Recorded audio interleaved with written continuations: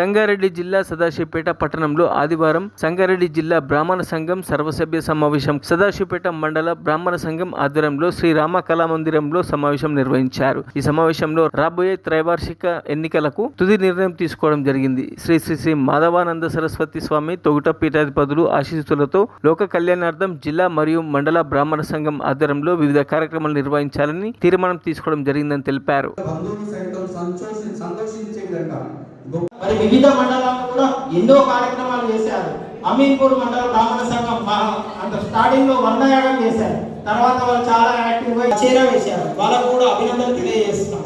అలాగే పడంచెరు బ్రాహ్మణ సంఘం, పడంచెరు మండల బ్రాహ్మణ సంఘం ఇంతకుముందు ఎలక్షన్స్ నిర్వర్తించారు. వాళ్ళు కూడా మంచిగా యాక్టివ్ గా పనిచేస్తున్నారు. వాళ్ళకు కూడా అభినందనలు తెలియజేస్తున్నారు. సంగారెడ్డి మండల బ్రాహ్మణ సంఘం వాళ్ళు చాలా ప్రోగ్రాంలు చేస్తుంటారు.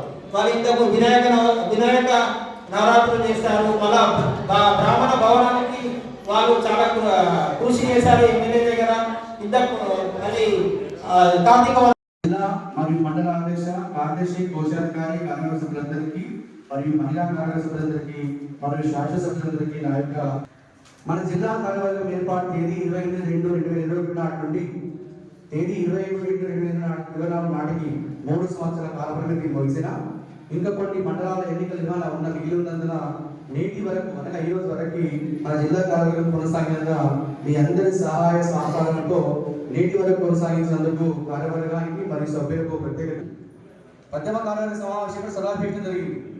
చివరి సమావేశంలో సలహాపీఠం జరుగుతాం. నిజంగా నేను తాత్కాలికంగా ఏర్పడింది అనుకుంటున్నాను. ప్రథమ కార్యవర్గ సమావేశం 16/3/2021 నాటి నుండి వీటి చివరి సర్వసభ సమావేశం తేదీ 16/6/2021 నాటి వరకు జిల్లా సంఘం ద్వారా జరిగిన సమావేశాలకు కానీ కార్యక్రమాలకు కానీ జిల్లాలో అన్ని మండలాల మరిన్ని అప్డేట్స్ కోసం మా ఛానల్ని సబ్స్క్రైబ్ చేయండి.